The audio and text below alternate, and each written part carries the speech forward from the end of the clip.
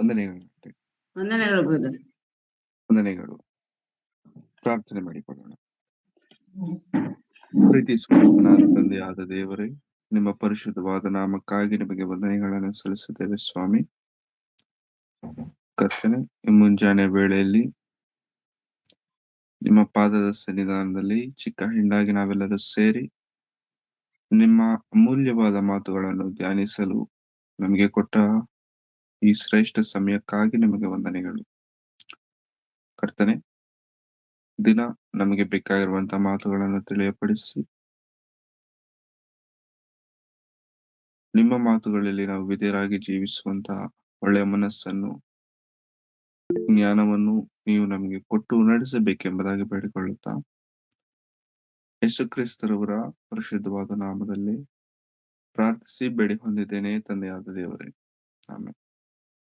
ಮತ್ತೊಂದು ಆವರ್ತಿ ಸಭೆಯಾಗಿ ಸೇರಿ ಬಂದಿ ಈ ದಿನ ದೇವರ ಮಾತುಗಳನ್ನು ಕೇಳಲು ಆಸಕ್ತಿಯನ್ನು ತೋರಿಸಿದಂತ ಆತ್ಮೀಯರೆಲ್ಲರಿಗೂ ನಾನು ಯೇಸು ಕ್ರಿಸ್ತರ ಪರಿಶುದ್ಧವಾದ ನಾಮದಲ್ಲಿ ವಂದನೆಗಳನ್ನ ಸಲ್ಲಿಸೋನಾಗಿದ್ದೇನೆ.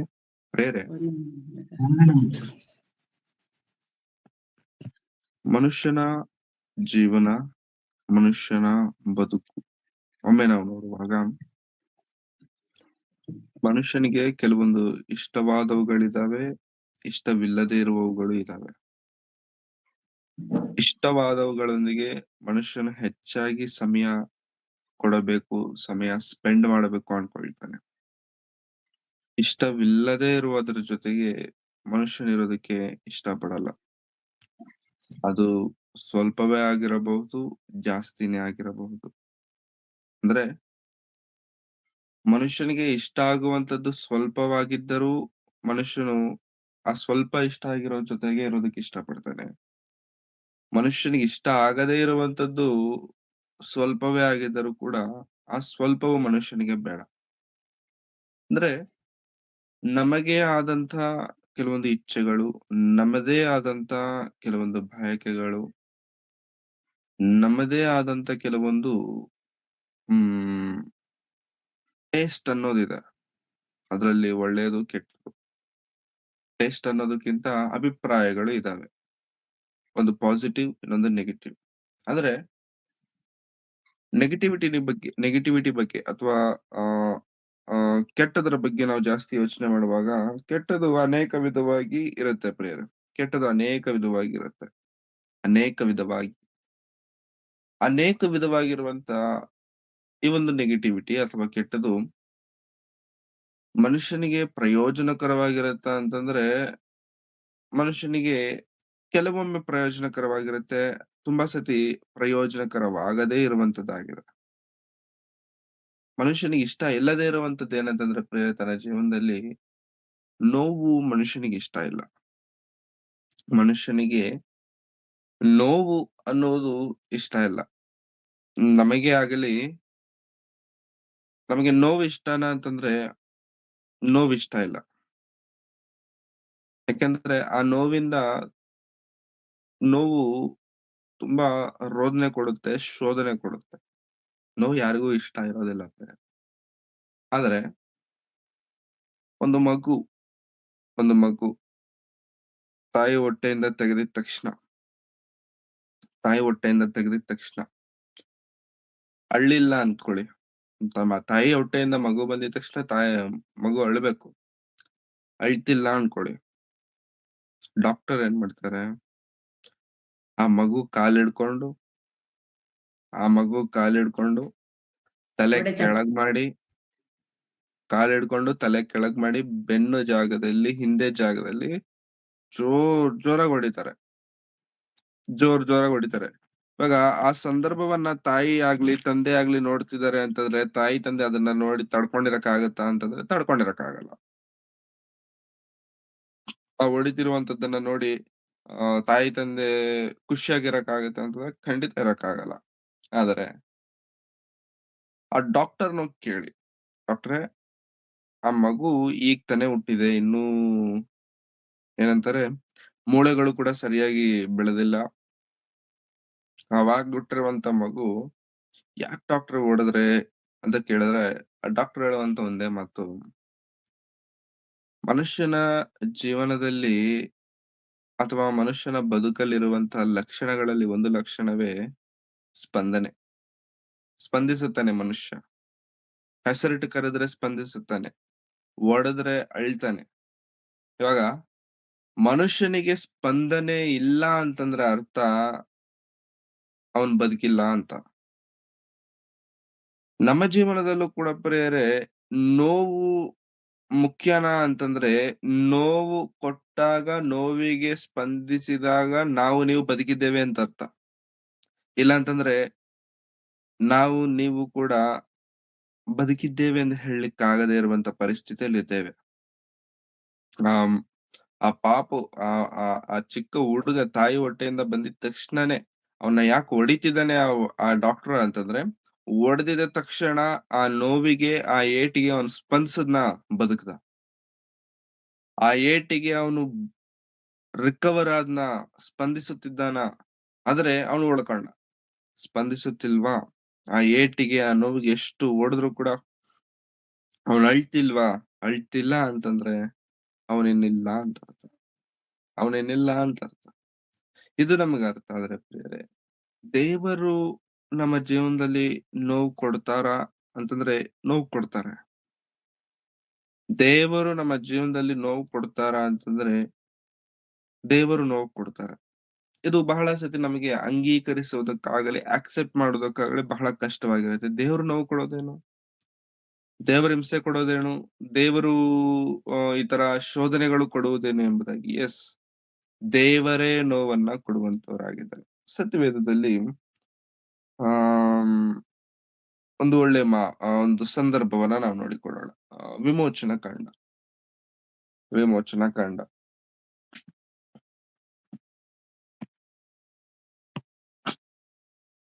ವಿಮೋಚನಾ ಕಾಂಡ 17ನೇ ಅಧ್ಯಾಯ.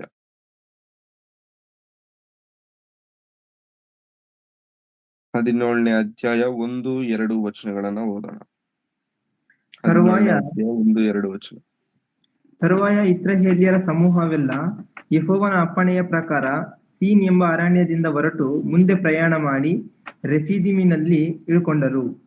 ಕುಡಿಯುವುದಕ್ಕೆ ನೀರಿಲ್ಲದ ಕಾರಣ ಜನರು ಮೋಶೆಯ ಸಂಗಡ ವಾದಿಸುತ್ತಾ, ನಮಗೆ ಕುಡಿಯುವುದಕ್ಕೆ ನೀರು ದೊರಕಿಸಿಕೊಡಬೇಕು ಎಂದು ಹೇಳಿದಾಗ ಮೋಶೆ, ನೀವು ನನ್ನ ಸಂಗಡ ವಾದಿಸುವುದೇನು? ಯೆಹೋವನನ್ನು ಯಾಕೆ ಪರೀಕ್ಷಿಸುತ್ತೀರಿ ಎಂದು ಅವರಿಗೆ ಹೇಳಿದನು. ಸಾಕು. 17ನೇ ಅಧ್ಯಾಯದ ಸಂದರ್ಭ ಏನಂತಂದ್ರೆ ಪ್ರಿಯರೇ, 17ನೇ ಅಧ್ಯಾಯ ಅಂತಂದ್ರೆ ಇಸ್ರಾಯೇಲ್ಯರನ್ನು ದೇವರು ಐಗುಪ್ತ ದೇಶದಿಂದ ಕರ್ಕೊಂಡು ಬಂದು ಪ್ರಯಾಣದಲ್ಲಿರಬೇಕಾದ್ರೆ ಒಂದು ಸಮಯದಲ್ಲಿ ಅವರಿಗೆ ನೀರಿಲ್ಲ ಕುಡಿಲಿಕ್ಕೆ. ಮನುಷ್ಯನು ಬದುಕೋದಕ್ಕೆ ಏನ್ ಬೇಕು? ನೀರು ಬೇಕು. ಇವಾಗ ನೀರಿಲ್ಲ ಅವ್ರಿಗೆ ಕುಡಿಯಕ್ಕೆ. ದೇವರು ಅವ್ರನ್ನ ಎಲ್ಲಿಗ್ ಕರ್ಕೊಂಡ್ ಬಂದಿದ್ದಾನೆ ಅಂತಂದ್ರೆ ರೆಫಿದೀಮ್ಗೆ ಕರ್ಕೊಂಡ್ ಬಂದಿದ್ದಾನೆ. ರೆಫಿದೀಮ್ಗಲ್ಲಿ ಇಳ್ಕೊಂಡಿದ್ದಾರೆ. ಈ ರೆಫಿದೀಮಲ್ಲಿ ಇಳ್ಕೊಂಡಿದ್ದಾರೆ ಅಂತಂದ್ರೆ ಯಾರ್ ಕರ್ಕೊಂಡ್ ಬಂದಿದ್ದಾರೆ ಅಲ್ಲಿಗೆ? ದೇವರೇ ಕರ್ಕೊಂಡ್ ಬಂದಿದ್ದಾರ? ದೇವರೇ ಕರ್ಕೊಂಡ್ ಬಂದಿದ್ದಾರೆ. ಇವಾಗ ರೆಫಿದೀಮಲ್ಲಿ ನೀರು ಇದೆಯಾ ಇಲ್ವಾ ಅನ್ನೋ ವಿಷಯ ದೇವ್ರಿಗೆ ಗೊತ್ತಾಗೋತಿಲ್ವಾ ಪ್ರಿಯರೇ? ರೆಫಿದೀಮಲ್ಲಿ ಕುಡಿಯೋದಕ್ಕೆ ನೀರಿದ್ಯಾ ಇಲ್ವಾ ಅನ್ನೋ ವಿಷಯ ದೇವ್ರಿಗೆ ಗೊತ್ತಾಗೋತಿಲ್ವಾ? ಗೊತ್ತು. ನೀರಿಲ್ಲ ಅನ್ನೋ ವಿಷಯ ದೇವ್ರಿಗೆ ಗೊತ್ತು ತಾನೆ. ಮತ್ತೆ ನೀರಿಲ್ಲ ಅನ್ನೋ ವಿಷಯ ದೇವ್ರಿಗೆ ಗೊತ್ತಿದ್ದ ಮೇಲೂ ಕೂಡ ರೆಫಿದೀಮ್ಗೆ ದೇವ್ರು ಯಾಕೆ ಕರ್ಕೊಂಡ್ ಬರ್ಬೇಕು? ನೀರಿಲ್ಲ ಅನ್ನೋ ವಿಷಯ ದೇವ್ರಿಗೆ ಗೊತ್ತು. ಅಲ್ಲಿ ನೀರ್ ಸಿಗಲ್ಲ ಅಂತ ಗೊತ್ತು. ಇವ್ರಿಗೆ ನೀರ್ ಬೇಕು ಅಂತ ಗೊತ್ತು. ನಾನು ಕೇಳುವುದಕ್ಕಿಂತ ಮುಂಚೆನೆ ಎಲ್ಲವನ್ನು ತಿಳಿದುಕೊಂಡವನೇ, ನಾನು ಕೇಳುವುದಕ್ಕಿಂತಲೂ ಬೇಡುವುದಕ್ಕಿಂತಲೂ ಮಿಗಿಲಾಗಿ ದೇವರು ಕೊಡ್ತಾರೆ. ಈ ರೀತಿಯಾದಂತ ಅನೇಕ ಮಾತುಗಳನ್ನ ದೇವರನ್ನು ಕುರಿತು ನಾವು ಕೇಳಿದ್ದೇವೆ. ಆದರೆ ನೀರಿಲ್ಲ ಎನ್ನುವಂತ ಸಾಧಾರಣವಾದಂತ ವಿಷಯ ದೇವರಿಗೆ ಗೊತ್ತಿಲ್ವಾ ಅಂತಂದ್ರೆ ಖಂಡಿತ ಗೊತ್ತು ಪ್ರಿಯರೇ. ದೇವರಿಗೆ ಗೊತ್ತು. ಸಮಸ್ತವನ್ನು ಅರಿತಂತ ದೇವರು ಆ ಆ ದೇವರ ಬಳಿಗೆ ದೇವರು ಇಸ್ರಾಯೇಲರನ್ನ ರೆಫಿದೀಮಲ್ಲಿ ಇಳಿಸಬೇಕಾದ್ರೆ ಅಲ್ಲಿ ನೀರಿಲ್ಲ ಅನ್ನುವಂತ ವಿಷಯ ಗೊತ್ತಿದ್ದರೂ ಕೂಡ ದೇವರು ರೆಫಿದೀಮಲ್ಲಿ ಅವ್ರನ್ನ ಯಾಕೆ ಇಳಿಸಿದ್ದಾರೆ? ದೇವ್ರಿಗೆ ಗೊತ್ತಿಲ್ವಾ? ನೀರಿಲ್ಲ ಅಂತ ದೇವ್ರಿಗೆ ಗೊತ್ತು. ತುಂಬಾ ಸತಿ ಪ್ರಿಯರೇ, ನಾವು ದೇವರಿಗೆ ಗೊತ್ತಿಲ್ವೇನೋ ಅಂತ ಹೇಳಿ ತುಂಬಾ ಸತಿ ನಾವು ತಪ್ಪು ಮಾಡ್ತಿರ್ತೇವೆ. ಹೇಗೆ? ಹೇಗೆ ದೇವ್ರಿಗೆ ಗೊತ್ತಿಲ್ವೇನೋ ಅಂತ ನಾವು ತುಂಬಾ ಸತಿ ತಪ್ಪು ಮಾಡ್ತೇವೆ. ಹೇಗೆ ಅಂತಂದ್ರೆ ಫಾರ್ ಎಕ್ಸಾಂಪಲ್ ಕೊರೋನಾ ಬಂತು. ಕೊರೋನಾ ಬಂತು. ಈ ಕೊರೋನಾ ಬಂದಾಗ ನಾವೆಲ್ಲರೂ ಪ್ರಾರ್ಥನೆ ಮಾಡಿದ್ದೇವೆ. ಕೊರೋನಾ ಬಂದಾಗ ನಾವೆಲ್ಲರೂ ಪ್ರಾರ್ಥನೆ ಮಾಡಿದ್ದೇವೆ. ದೇವರೇ ಇದನ್ನ ತೆಗೆದು ಬಿಡು, ತೆಗೆದು ಬಿಡು, ತೆಗೆದು ಬಿಡು, ತೆಗೆದು ಬಿಡು, ತೆಗೆದು ಬಿಡು ಅಂತ ಹೇಳಿ ನಾವು ಪ್ರಾರ್ಥನೆ ಮಾಡಿದ್ವಿ. ಆದ್ರೆ ಒಂದು ನಮಗೆ ಅರ್ಥ ಆಗ್ಬೇಕಾದಂತ ವಿಷಯ ಏನಂತಂದ್ರೆ ಆ ಕೊರೋನಾ ಬಂದಿದ್ದೇ ದೇವರ ಅನುಮತಿಯಿಂದ. ಕೊರೋನಾ ಬಂದಿದ್ದೇ ದೇವರ ಉದ್ದೇಶದಿಂದ, ದೇವರ ಪ್ರಣಾಳಿಕೆಯಿಂದ. ದೇವರು ಬರಮಾಡದೆ ಏನು ಬರಲ್ಲ. ಅದು ಕರೋನಾನೇ ಆಗಿರ್ಲಿ, ಇನ್ನೊಂದಾಗಿರ್ಲಿ, ಮತ್ತೊಂದಾಗಿರಲಿ, ಏನೇ ಆಗಿರಲಿ. ಒಳ್ಳೇದ್ ಮಾಡಿದ್ರೆ ಮಾತ್ರ ದೇವರು ಮಾಡಿದರೆ, ಕೆಟ್ಟದ್ದು ಮಾಡಿದರೆ ಇದು ದೇವರಿಂದ ಆದದ್ದಲ್ಲ. ನೋ. ರಕ್ಷಿಸುವವನು ಆತನೇ, ಶಿಕ್ಷಿಸುವವನು ಕೂಡ ಆತನೇ. ಹಾಗಾಗಿ ಕೊರೋನಾ ಬಂದಾಗ ನಾವೆಲ್ಲರೂ ಪ್ರಾರ್ಥನೆ ಮಾಡಿದ್ದೇವೆ. ಹಾಗಂತ ಪ್ರಾರ್ಥನೆ ಮಾಡಿದ್ದೇನೆ ತಪ್ಪು ಅಂತ ನಾನು ಹೇಳ್ತಿಲ್ಲ. ಆದರೆ ಆ ಜ್ಞಾನ ನಮಗಿರಬೇಕು. ಆ ತಿಳುವಳಿಕೆ, ಆ ಆ ಆ ಒಂದು ಯೋಚನೆ ನಮಗಿರಬೇಕು. ನಾವು ಏನ್ ಮಾಡ್ತಿದ್ದೇವೆ ಅನ್ನುವಂತ ತಿಳುವಳಿಕೆ ನಮಗಿರಬೇಕು ಪ್ರಿಯರೇ. ಸೊ ಕೊರೋನಾ ಬಂದಾಗ ನಾವೆಲ್ಲರೂ ಪ್ರಾರ್ಥನೆ ಮಾಡಿದ್ದೇವೆ, ಕರೋನಾ ಗೋ, ಇರಬಾರದು ಅಂತ. ಆದರೆ ದೇವರೇ ಕೊರೋನಾವನ್ನ ಇಟ್ಟಿದ್ದಾರೆ. ದೇವರೇ ಕೊರೋನಾ ಬರುವುದಕ್ಕೆ ಕಾರಣವಾಗಿದ್ದಾರೆ. ಮತ್ತೊಂದು ವಿಷಯ, ನಾವೆಲ್ಲರೂ ಪಾಪ ಮಾಡ್ತೇವೆ ಅಂತ ದೇವರಿಗೆ ಗೊತ್ತಾ? ನಾವೆಲ್ಲರೂ ಪಾಪ ಮಾಡ್ತೇವೆ ಅಂತ ದೇವರಿಗೆ ಗೊತ್ತಾ? ಗೊತ್ತು. ಪಾಪ ಮಾಡಿದ್ರೆ ನರಕಕ್ಕೆ ಹೋಗ್ತೇವೆ ಅಂತ ದೇವರಿಗೆ ಗೊತ್ತಾ? ಗೊತ್ತು. ಪಾಪ ಮಾಡಿ ದೇವರಿಂದ ದೂರ ಆಗುತ್ತೇವೆ ಅನ್ನುವಂತ ವಿಷಯ ದೇವರಿಗೆ ಗೊತ್ತಾ? ಗೊತ್ತು. ದೇವರಿಗೆಲ್ಲ ಗೊತ್ತು. ಓಕೆ. ದೇವರಿಗೆ ಪಾಪದಿಂದ ಆಗುತ್ತಿರುವಂತದ್ದು ಪ್ರಯೋಜನನ ಲಾಸ್ ಅಂತಂದ್ರೆ ದೇವರಿಗೆ ಪಾಪದಿಂದ ಆಗುತ್ತಿರುವಂತದ್ದು ನಷ್ಟ. ಮತ್ತೆ ಅಂತ ಪಾಪವನ್ನ ದೇವರು ಯಾಕೆ ಇಟ್ಟಿದ್ದಾರೆ? ಮತ್ತೆ ಅಂತ ಪಾಪವನ್ನು ಆ ದೇವರು ಯಾಕೆ ಇಟ್ಟಿದ್ದಾರೆ ಅಂತಂದ್ರೆ ಪ್ರಿಯರೇ, ಒಂದು ನಾವು ಅರ್ಥ ಮಾಡ್ಕೊಳ್ಬೇಕಾಗಿರುವಂತ ವಿಷಯ, ದೇವರು ಗೊತ್ತಿಲ್ಲದೆ ಯಾವುದನ್ನು ಇಟ್ಟಿಲ್ಲ. ದೇವರು ತಿಳಿಯದೆ ಯಾವುದನ್ನು ಇಟ್ಟಿಲ್ಲ. ದೇವರು ಪಾಪವನ್ನ ಇಟ್ಟ ಮೇಲೆ ರಕ್ಷಣೆ ಇಟ್ಟಿದ್ದಾರ, ರಕ್ಷಣೆ ಇಟ್ಟ ಮೇಲೆ ಪಾಪವನ್ನ ಇಟ್ಟಿದ್ದಾರ? ಚಿಕ್ಕ ಪ್ರಶ್ನೆ. ದೇವರು ಮೊದಲು ರಕ್ಷಣೆಯನ್ನು ಇಟ್ಟಿದ್ದಾರ, ಮೊದಲು ಪಾಪವನ್ನ ಇಟ್ಟಿದ್ದಾರ? ಮೊದಲು ರಕ್ಷಣೆ ಬಂತ ಅಥವಾ ಪಾಪ ಬಂತ? ರಕ್ಷಣೆ. ಪಾಪ. ಪಾಪ ಮೊದಲು. ಆದಾಮನ ಮೂಲಕವಾಗಿ ಪಾಪ ಬಂತು. ಹೌದಲ್ಲ ಪ್ರಿಯರೇ? ಆದಾಮನ ಮೂಲಕವಾಗಿ ಪಾಪ ಪ್ರಾರಂಭವಾಯಿತು. ಆದರೆ ದೇವರು ರಕ್ಷಣೆಯನ್ನು ಯಾವಾಗ ಇಟ್ಟಿದ್ದಾರೆ ಗೊತ್ತಾ? ಜಗದುತ್ಪತ್ತಿಗಿಂತ ಮೊದಲೇ. ದೇವರು ಪ್ರಾಬ್ಲಮ್ಗೆ ಪ್ರಾಬ್ಲಮ್ ಕ್ರಿಯೇಟ್ ಆದ್ಮೇಲೆ ದೇವರು ಯೋಚನೆ ಮಾಡಲ್ಲ. ಅಯ್ಯೋ ಪ್ರಾಬ್ಲಮ್ ಆಗ್ಬಿಟ್ಟಿದೆ, ಏನ್ ಮಾಡೋದು, ಹೆಂಗ್ ಮಾಡೋದು? ನೋ. ದೇವರು ಅದ್ರ ಬಗ್ಗೆ ಚಿಂತೆ ಮಾಡಲ್ಲ. ಅಯ್ಯೋ ಬಾದಾಮನು ಪಾಪ ಮಾಡ್ಬಿಟ್ಟಿದಾನಲ್ವಾ, ಇವಾಗ ಹೆಂಗ್ ಮಾಡ್ಲಿ, ಇಮಿಡಿಯೇಟ್ ಆಗಿ ಹೆಂಗ್ ಮಾಡ್ಬೇಕು, ಹಂಗ್ ಮಾಡ್ಬೇಕು, ದೇವ್ರು ಟೆನ್ಷನ್ ತಗೊಳ್ಳೋದಿಲ್ಲ. ಯಾಕಂತಂದ್ರೆ ಆದಾಮನಿಗಿಂತ ಮೊದಲೇ, ಜಗದುತ್ಪತ್ತಿಗಿಂತ ಮೊದಲೇ ಶಿಲುಬೆ ರೆಡಿ ಆಗಿದೆ. ಯೇಸು ಸ್ವಾಮಿ ರೆಡಿ ಆಗಿದ್ದಾರೆ, ಪ್ರತ್ಯೇಕಿಸಲ್ಪಟ್ಟಿದ್ದಾರೆ.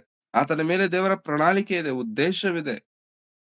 ಹಾಗಾಗಿ ದೇವರು ನಮ್ಮ ಜೀವನದಲ್ಲಿ ಬರಮಾಡುವಂತ ಪ್ರತಿಯೊಂದಕ್ಕೂ ಕೂಡ ಪ್ರಿಯರೇ ದೇವರದೇ ಆದ ಪ್ರಣಾಳಿಕೆಗಳು, ದೇವರದೇ ಆದಂತ ಯೋಚನೆಗಳು ಇರ್ತವೆ, ದೇವರದೇ ಆದಂತ ಉದ್ದೇಶಗಳನ್ನ ನಾವು ಕಾಣುವವರಾಗಿರ್ತೇವೆ. ಹಾಗಾಗಿ ದೇವರು ನೋವು ಕೊಡ್ತಾರೆ ನಮ್ಮ ಜೀವನದಲ್ಲಿ, ದೇವರು ನೋವನ್ನ ಬರಮಾಡ್ತಾರ ನಮ್ಮ ಬದುಕಲ್ಲಿ. ಎಸ್, ಬರಮಾಡ್ತಾರೆ.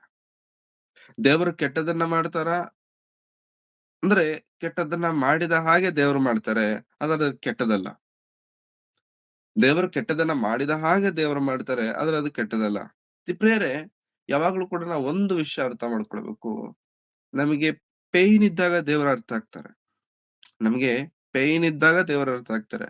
ಪ್ಲೆಷರ್ ಇದ್ದಾಗ ದೇವ್ರು ನಮ್ಗೆ ಅರ್ಥ ಆಗಲ್ಲ. ಪ್ಲೆಷರ್ ಅಲ್ಲಿ ಇದ್ದಾಗ ನಮ್ಗೆ ಪ್ಲೆಷರ್ ಅಂತಂದ್ರೆ ಆನಂದ, ಸಂತೋಷ, ಇದ್ರಲ್ಲಿದ್ದಾಗ ದೇವ್ರು ನಮ್ಗೆ ಅರ್ಥ ಆಗಲ್ಲ. ಪೇಯ್ನ್ ಅಲ್ಲಿ ಇದ್ದಾಗಲೇ ದೇವ್ರು ನಮ್ಗೆ ಅರ್ಥ ಆಗೋದು. ಹಾಗಾಗಿ ದೇವರು ನೋವನ್ನ ಕೊಡ್ತಾರ ಅಂತಂದ್ರೆ ಕೊಡ್ತಾರೆ ಅನ್ನೋ ವಿಷಯ ನಾವ್ ಅರ್ಥ ಆಗ್ಬೇಕು. ಆದ್ರೆ ದೇವರು ನೋವು ಯಾಕೆ ಕೊಡ್ತಾರೆ? ದೇವರೇ ನೋವು ಕೊಡ್ತಾರೆ, ಚೆನ್ನಾಗಿದೆ. ದೇವರು ನೋವು ಕೊಡುವುದಕ್ಕೆ ಕಾರಣಗಳೇನು? ಯಾಕೆ ದೇವರು ನೋವು ಕೊಡ್ತಾರೆ? ಯಾಕೆ ಕೊಡಬಹುದು? ಕೆಲವು ಭಕ್ತರ ಜೀವನಗಳನ್ನ ನಾವು ನೋಡಿ ಈ ದಿನ ನಾವು ಅರ್ಥ ಮಾಡಿಕೊಳ್ಳಲು ಪ್ರಯತ್ನಿಸೋರಾಗಿರೋಣ. 3 ಕಾರಣಗಳಿದಾವೆ. 3 ಕಾರಣಗಳು. ಏನದಂತಂದ್ರೆ ಮೊದಲನೇದು ನೋವು ಬಂತು ಅಂತ ಅನ್ಕೊಳ್ಳಿ ನಮ್ ಜೀವನದಲ್ಲಿ. ನೋವು ಬಂತು ನಮ್ ಜೀವನದಲ್ಲಿ. ಆ ನೋವು ಯಾಕೆ ಬಂತು ಅಂತ ನಮಗ್ ಗೊತ್ತಿರುತ್ತೆ. ನೋವು ಯಾಕೆ ಬಂದಿದೆ ಅಂತ ನಮಗ್ ಗೊತ್ತಿರುತ್ತೆ. ಹೇಗೆ ಅಂತಂದ್ರೆ ಒಂದ್ ಮಾತಲ್ಲಿ ಹೇಳ್ಬೇಕು ಅಂತಂದ್ರೆ, ನೋವು ಹೇಗೆ ಬಂದಿದೆ, ಯಾಕೆ ಬಂದಿದೆ ಅನ್ನುವಂಥದ್ದು ಬಹಳ ಸುಲಭವಾಗಿ ಗೊತ್ತಾಗತ್ತೆ. ಬಹಳ ಸುಲಭವಾಗಿ ಗೊತ್ತಾಗುತ್ತೆ. ಆದ್ರೆ ಅದನ್ನ ಆಕ್ಸೆಪ್ಟ್ ಮಾಡೋದಕ್ಕೆ ನಾವು ಕಷ್ಟ ಪಡ್ತೇವೆ. ಮತ್ತೆ ಬಹಳ ಸುಲಭವಾಗಿ ಅರ್ಥ ಆಗತ್ತೆ. ಬಹಳ ಸುಲಭವಾಗಿ ಅರ್ಥ ಆಗುತ್ತೆ. ಈ ನೋವು ಬರೋದಕ್ಕೆ ಕಾರಣವೇನು ಅಂತ. ಆದ್ರೆ ಅದನ್ನ ಅಂಗೀಕರಿಸೋದಕ್ಕೆ ನಾವು ಹಿಂದೆ ಮುಂದೆ ನೋಡ್ತೇವೆ. ಫಾರ್ ಎಕ್ಸಾಂಪಲ್ ಫಾರ್ ಎಕ್ಸಾಂಪಲ್ ದಾವಿದನಿದಾನೆ. ದಾವಿದನಿದಾನೆ. ಬತ್ಸೆಬಳ ವಿಷಯದಲ್ಲಿ ಮಾಡಿರುವಂತದ್ದು ತಪ್ಪು. ಬತ್ಸೆಬಳ ವಿಷಯದಲ್ಲಿ ಮಾಡಿರುವಂತದ್ದು ತಪ್ಪು. ಇವಾಗ ದಾವೀದನು ತಪ್ಪು ಮಾಡಿದ್ದಾನೆ ಎನ್ನುವಂತ ವಿಷಯ ದಾವೀದನಿಗೂ ಗೊತ್ತು, ದೇವರಿಗೂ ಗೊತ್ತು. ತಪ್ಪು ಮಾಡಿದ್ದಾನೆ ಎನ್ನುವಂತ ವಿಷಯ ದಾವೀದನಿಗೂ ಗೊತ್ತು, ದೇವರಿಗೂ ಗೊತ್ತು. ಗೊತ್ತಿದ ಮೇಲೆ ಬತ್ಸೆಬಲ ಮೂಲಕವಾಗಿ ಬಂದಂತ ಆ ಮಗು ಹುಟ್ಟಿದ ತಕ್ಷಣ ರೋಗದಲ್ಲಿ ಬಿದ್ದೋಗುತ್ತೆ. ರೋಗದ ಮಗು ಹುಟ್ಟುತ್ತೆ. ಹುಟ್ಟಿದ ತಕ್ಷಣ ಪ್ರಾರ್ಥನೆ ಮಾಡ್ತಿದ್ದಾನೆ. ಈಗ ಅವನ್ ತಪ್ಪು ಮಾಡಿದಕ್ಕೆ ತಾನೇ ರೋಗ ಬಂದಿದ್ದು. ತಪ್ಪು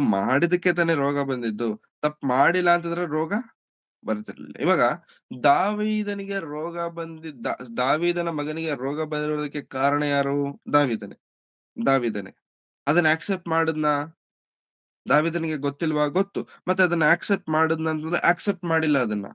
ಹೋಗ್ಬಿಟ್ಟು ಪ್ರಾರ್ಥನೆ ಮಾಡ್ತಿದ್ದಾನೆ, ದೇವ್ರೆ ಕಾಪಾಡು ಕಾಪಾಡು ಕಾಪಾಡು ಕಾಪಾಡು ಕಾಪಾಡು ಕಾಪಾಡು, ನೀನ್ ಬಿಟ್ರೆ ಇನ್ಯಾರ್ ಕಾಪಾಡ್ತಾರ? ದೇವ್ರು ಕಾಪಾಡಿದ್ರ? ಆತನ ಪ್ರಾರ್ಥನೆ ಕೇಳಿದ್ರ? ಕೇಳಿಲ್ಲ. ಮಗು ಸತ್ತೋಯ್ತು. ಮಗು ಪ್ರಾಣ ಬಿಡ್ತು.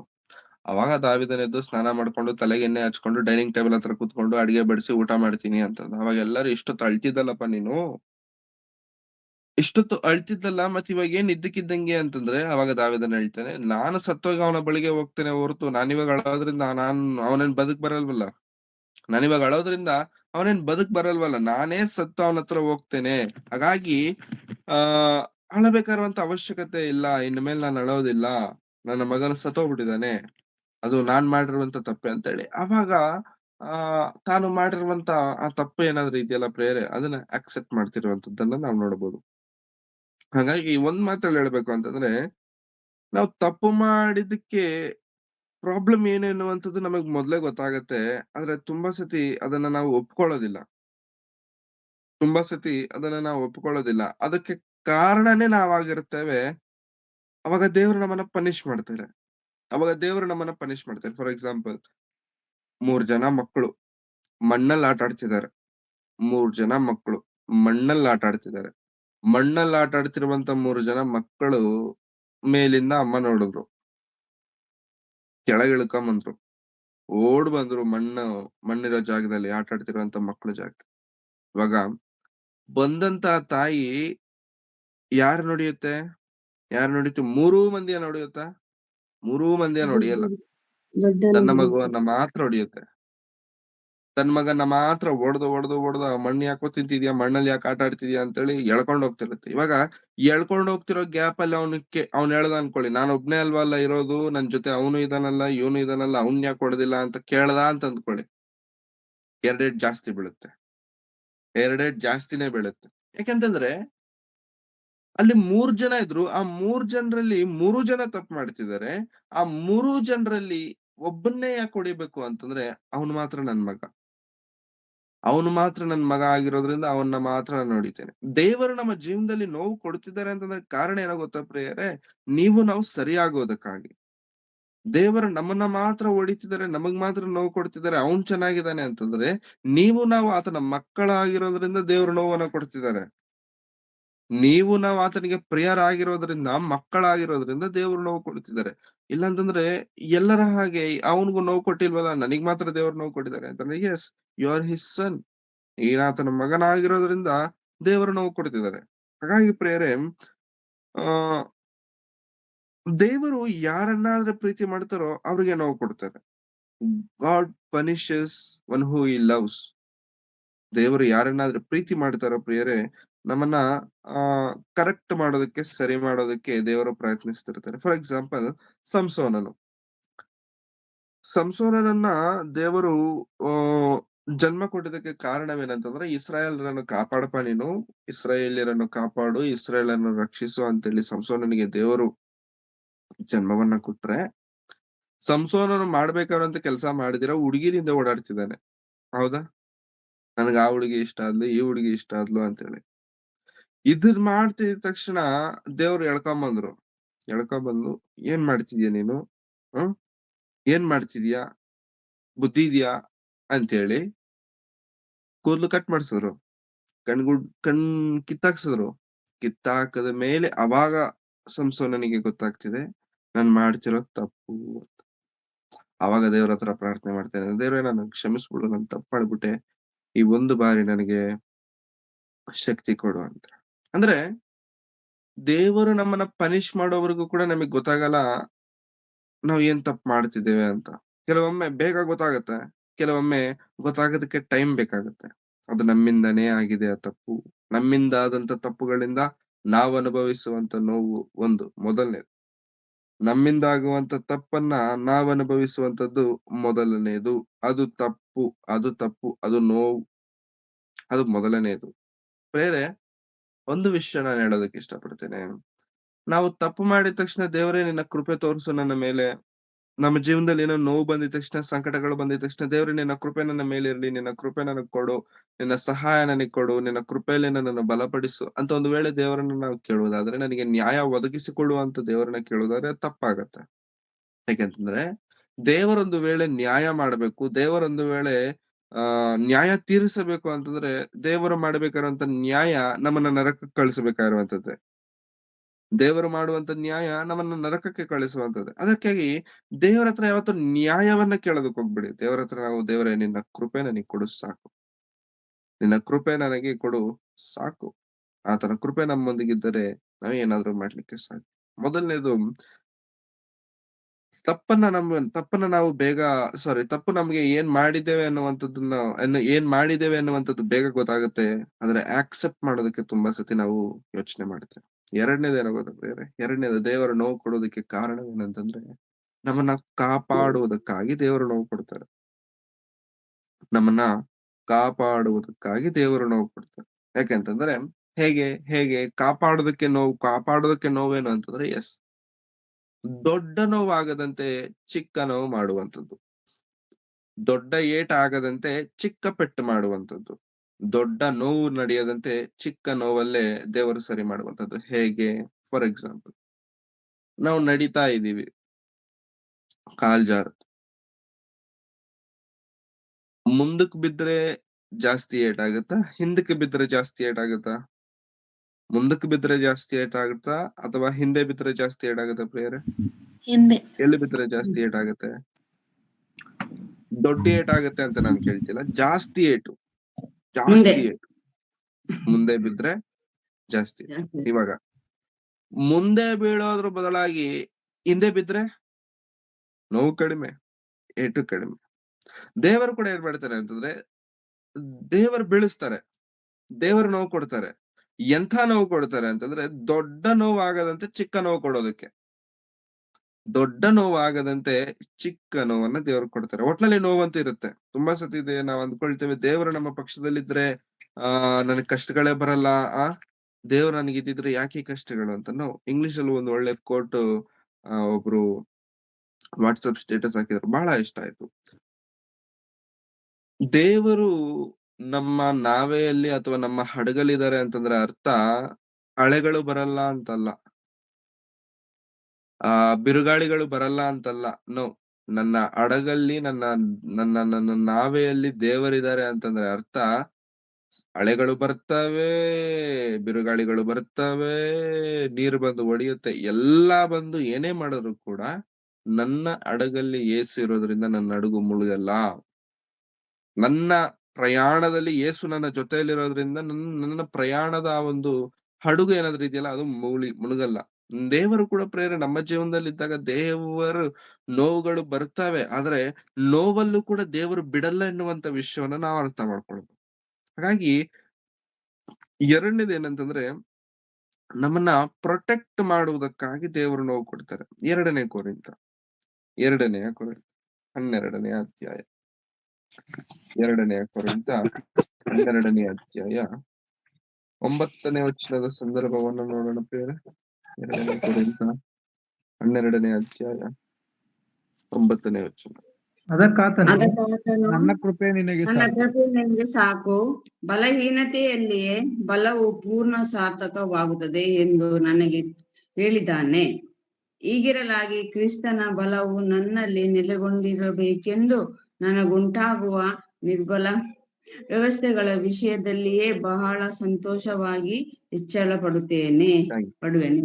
ಯಾವ ವಿಷಯದಲ್ಲಿ ಪೌಲನು ಹೇಳ್ತಿದ್ದಾನೆ ನನ್ನ ಕೃಪೆ ನನಗೆ ಸಾಕು ಅಂತ ದೇವರು ಹೇಳಿದ್ದಾರೆ ಅಂತ? ಅದ್ರ ಹಿಂದಿನ ಸಂದರ್ಭವನ್ನ ನಾವು ನೋಡುವುದಾದ್ರೆ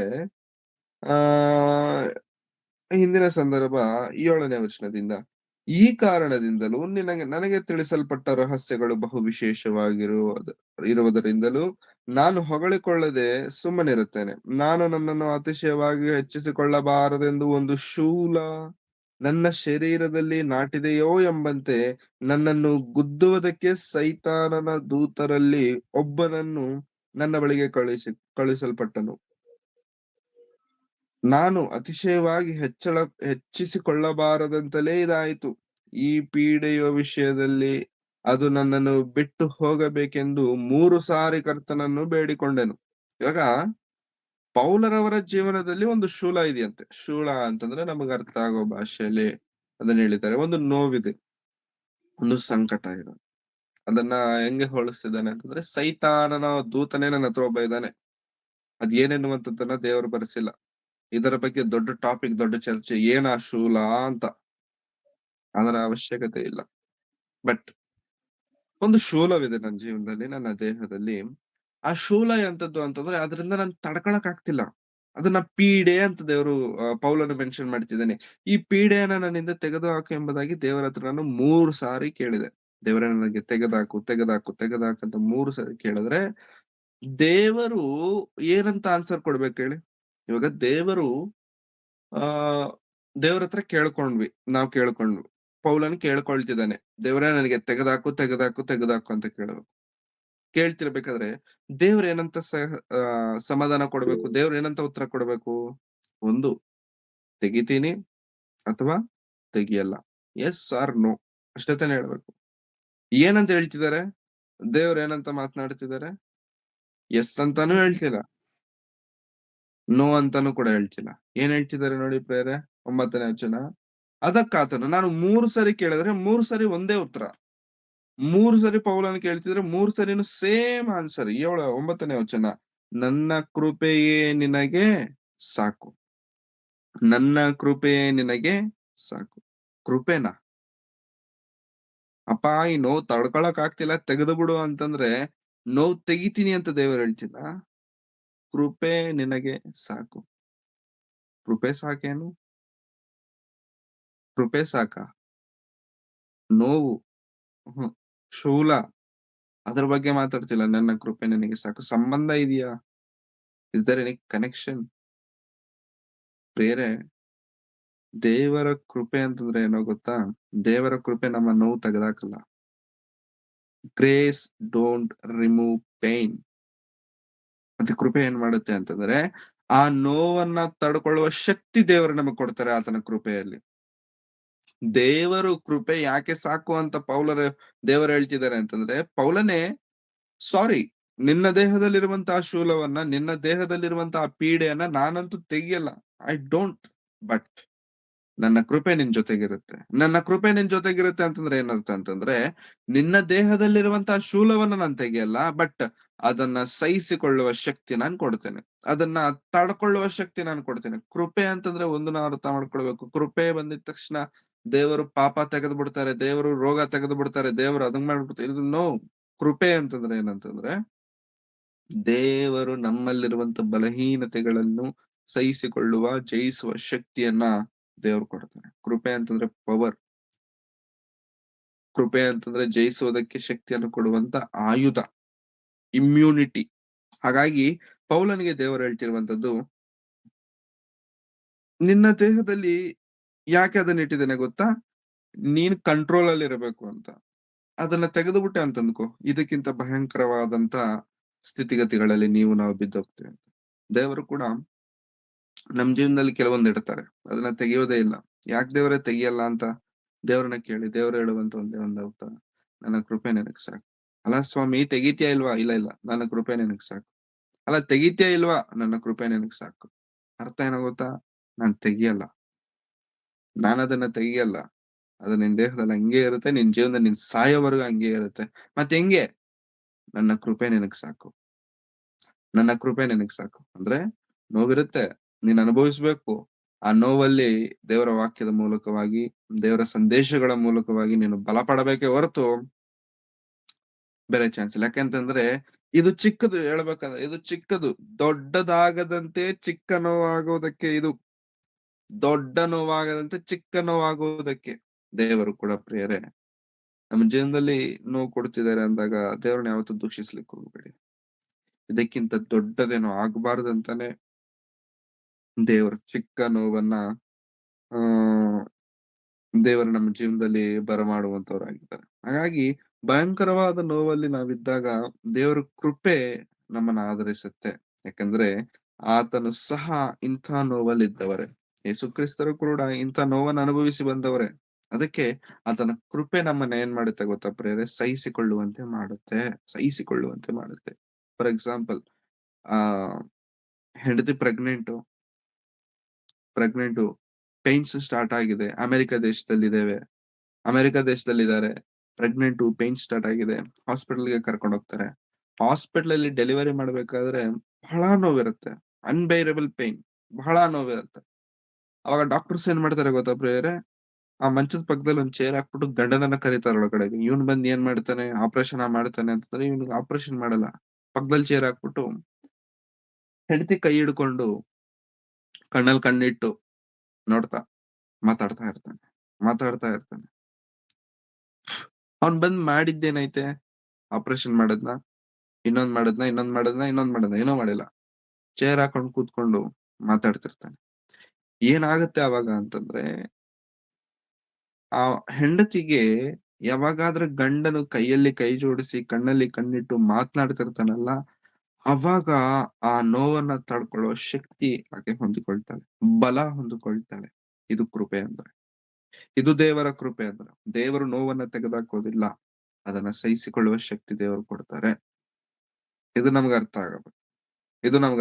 ಹಾಗಾಗಿ ಫಸ್ಟ್ನೇದು, ದ ವೆರಿ ರೀಸನ್ ನಾವು ಮಾಡುತ್ತಿರುವಂತ ತಪ್ಪು ಏನು ಅನ್ನೋದು ನಮಗ್ ಮೊದ್ಲೇ ಗೊತ್ತಾಗುತ್ತೆ, ಬಟ್ ಅದನ್ನ ನಾವು ಆಕ್ಸೆಪ್ಟ್ ಮಾಡಲ್ಲ. ಎರಡನೇದು, ದೇವರು ನಮ್ಮನ್ನ ಕಾಪಾಡುವುದಕ್ಕಾಗಿ ನೋವನ್ನ ಕೊಡ್ತಾನೆ.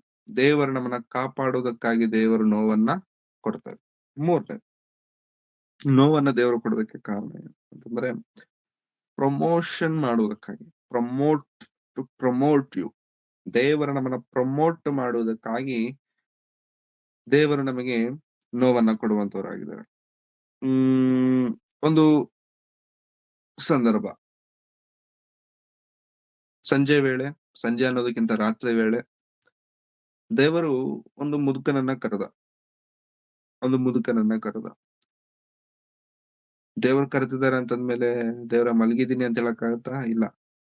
ಹೋದ ಮುದುಕ ದೇವರ ಹತ್ರ ಪ್ರಾರ್ಥನೆ ಮಾಡ್ತಿದ್ದಾನೆ, ದೇವರೇ ಸ್ತೋತ್ರ, ನನ್ನನ್ನ ಕರೆದಿದ್ಯಾ ದೇವರೇ ನಿನಗೆ ಸ್ತೋತ್ರ, ನನ್ನ ಕುಟುಂಬವನ್ನ ಆರಿಸಿಕೊಂಡಿದ್ಯಾ ದೇವರೇ ನಿನಗೆ ಸ್ತೋತ್ರ ಅಂತ ಹೇಳಿ ಈ ರೀತಿ ದೇವರನ್ನ ಆರಾಧನೆ ಮಾಡ್ತಿರ್ಬೇಕಾದ್ರೆ, ಆರಾಧನೆ ಎಲ್ಲ ಮುಗಿದ ಮೇಲೆ ದೇವರ ಜೊತೆಗೆ ಮಾತನಾಡ್ತಾ ದೇವರೊಂದ್ ಮಾತು ಕೇಳ್ತೇನೆ.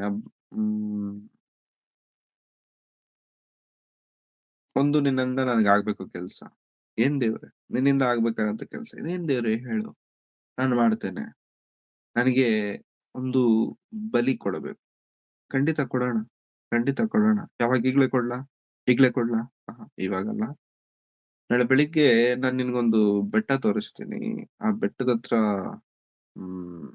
ನೀನು ಹೋಗು, ಜೊತೆಗೆ ನಿನ್ ಮಗನನ್ನ ಕರ್ಕೊಂಡು ಹೋಗು, ಬೆಟ್ಟ ಹತ್ತಿ ಬಲಿಪೀಠ ಕಟ್ಟಿ ಅಲ್ಲಿ ನನಗೋಸ್ಕರ ನಿನ್ನ ಮಗನನ್ನ ಬಲಿ ಕೊಡು ಅಂತಾನೆ ಮುದುಕನ ಹತ್ರ. ಮುದುಕನ್ಗೆ ಏನ್ ಮಾತಾಡ್ಬೇಕು ಗೊತ್ತಿಲ್ಲ. ಯಾಕಂತಂದ್ರೆ ಅಷ್ಟೊತ್ತಿಗೆ ಆ ಮುದುಕನ ವಯಸ್ಸು 100 ವರ್ಷ. ಅಂದ್ರೆ ಆ ಮಗನ್ ಹುಟ್ಟೋಷ್ಟೊತ್ತಿಗೆ 100 ವರ್ಷ. ಆ ಮಗನು ದೊಡ್ಡವನಾಗಿ ನಡೀತಿದ್ದಾನೆ ಅಂತಂದ್ರೆ ವಯಸ್ಸು ಜಾಸ್ತಿನೇ. ಒಂದು 10-15 ವರ್ಷ ಯೌವನ ಪ್ರಾಯಕ್ಕೆ ಬಂದಿದ್ದಾನೆ. 110-115 ವರ್ಷ ಇರುವಂತಹ ಮುದುಕನಿಗೆ ಆ ಮಾತು ಹೇಳಿದ ತಕ್ಷಣ ತಲೆ ಕೆಟ್ಟೋಯ್ತು. ಏನ್ ಮಾಡ್ಬೇಕು ಗೊತ್ತಾಗಲಿಲ್ಲ. ತಡೆಯಲಾರದ ಭಾರ, ತಡೆಯಲಾರದ ನೋವು. ಏನಿದು ದೇವ್ರು ಕೊಟ್ಟಂಗೆ ಕೊಟ್ಟು ಮತ್ತೆ ಕೇಳ್ತಿದ್ದಾರೆ. ಹೆಂಡತಿಗೂ ಕೂಡ ಹೇಳಿಲ್ಲ. ಬೆಳಿಗ್ಗೆ ಎದ್ದ, ಕಟ್ಟಿಗೆಗಳನ್ನ ರೆಡಿ ಮಾಡ್ಕೊಂಡ, ಕತ್ತೆಗಳನ್ನ ಕಟ್ಕೊಂಡ, ಇಬ್ಬರು ಸೇವಕರನ್ನ ಇಟ್ಕೊಂಡ, ಮೊರಿಯ ದೇಶದಲ್ಲಿರುವಂತ ಒಂದು ಬೆಟ್ಟಕ್ಕೆ ಹೋಗ್ತಿದ್ದಾನೆ. ಬೆಟ್ಟವನ್ನ ಹತ್ತುತ್ತಿದ್ದಾನೆ. ಒಂದು ಕೈಯಲ್ಲಿ ಬೆಂಕಿ, ಇನ್ನೊಂದು ಕೈಯಲ್ಲಿ ಕತ್ತಿ, ಇನ್ನೊಂದು ಮಗನ ಹೆಗಲಿನ ಮೇಲೆ ಕಟ್ಟಿಗೆ ಹಿಡ್ಕೊಂಡು ಬೆಟ್ಟ ಹತ್ತುತ್ತಿದ್ದಾರೆ. ಬಲಿಪೀಠ ಕಟ್ಟಿದ್ದಾರೆ. ಕಟ್ಟಿದ ಮೇಲೆ ಬಲಿಪೀಠದ ಮೇಲೆ ಮಲಗಿಸೋದಕ್ಕೆ ಬಲಿಪಶು ಇಲ್ಲ. ಇಮಿಡಿಯೇಟ್ ಆಗಿ ಮಗನ ಕೈ ಕಾಳುಗಳನ್ನ ಕಟ್ತಿದ್ದಾನೆ. ಕೈ ಕಾಳುಗಳನ್ನ ಕಟ್ಟಾಕಿ ಆ ಬಲಿಪೀಠದ ಮೇಲೆ ಮಲಗಿಸ್ತಿದ್ದಾನೆ. ಪ್ರೇರೆ,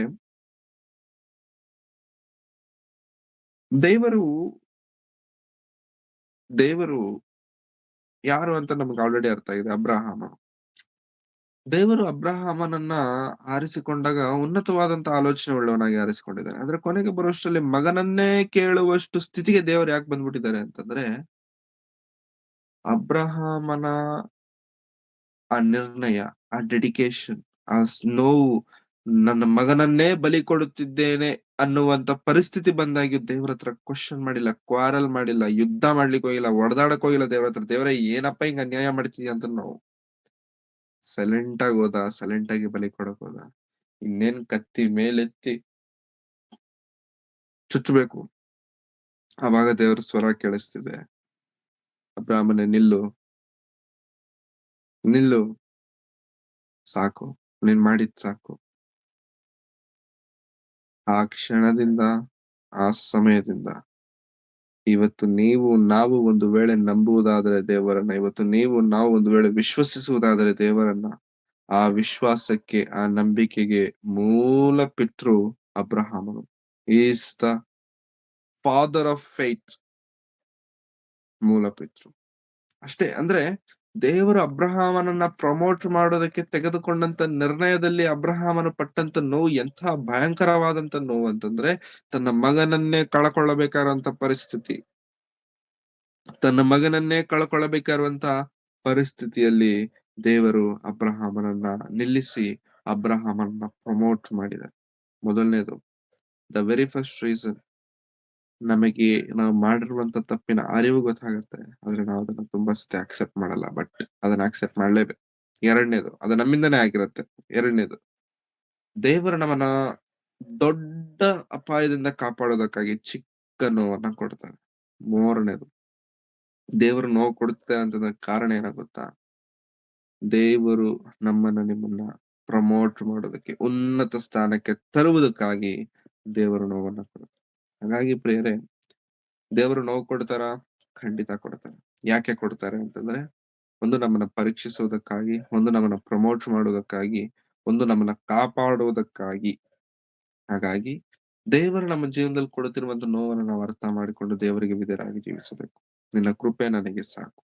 ದೇವರ ಕೃಪೆ ಇದ್ದರೆ ನಮಗೆ ಸಾಕು. ಅದು ಎಂಥ ನೋವಾಗಲಿ, ಎಂಥ ಪರಿಸ್ಥಿತಿ ಆಗಲಿ, ಅವುಗಳನ್ನ ಜಯಿಸುವ ಶಕ್ತಿ ದೇವರು ನಮಗೆ ಕೊಡುತ್ತೇವೆ. ಹಾಗಾಗಿ ಪ್ರಿಯರೇ, ನೋವು ನಮ್ಮ ಜೀವನದಲ್ಲಿ ಬಂದಾಗ್ಲೇ ದೇವ್ರು ನಮ್ಗೆ ಹೆಚ್ಚಾಗಿ ಅರ್ಥ ಆಗ್ತಾರೆ. ನೋವಿಲ್ಲ ಅಂತ ಅಂದ್ಕೊಳ್ಳಿ, ದೇವ್ರು ನಮ್ಗೆ ಅರ್ಥ ಆಗಲ್ಲ. ಹಾಗಾಗಿ ದೇವ್ರ ಹತ್ರ ನಾವು ಕೇಳಬೇಕಾಗಿರುವಂತದ್ದು ಏನಂತಂದ್ರೆ, ದೇವ್ರೆ, ನಿನಗೆ ನನ್ನನ್ನು ಹತ್ತಿರ ಮಾಡುವಂತ ಪರಿಸ್ಥಿತಿಗಳೇ ನನಗೆ ಕೊಡು ಹೊರತು ನಾನು ನಿನ್ನಿಂದ ದೂರ ಆಗುವಂತ ಪರಿಸ್ಥಿತಿ ನನಗೆ ಕೊಡಬೇಡ.